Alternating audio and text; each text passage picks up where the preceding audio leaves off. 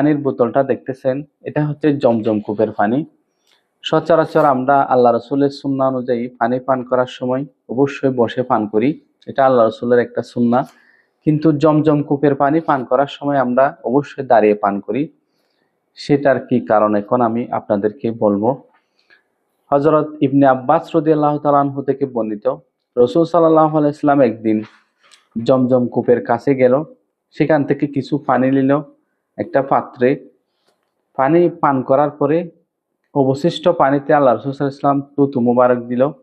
তুতু মুবারক মিশ্রিত করে পানিগুলা জমজম কূপে আবার ঢেলে দিল। আল্লাহ রাসূল সাল্লাল্লাহু আলাইহি ওয়াসাল্লামের তুতু মুবারক জমজম কূপের পানির সাথে মিশ্রণ হওয়ার কারণে কিয়ামত পর্যন্ত রাসূল সাল্লাল্লাহু আলাইহি ওয়াসাল্লামের সম্মানার্থে এই জমজম কূপের পানি দাঁড়িয়ে পান করার জন্য একটা ইনস্ট্রাকশন কিয়ামত পর্যন্ত থাকবে।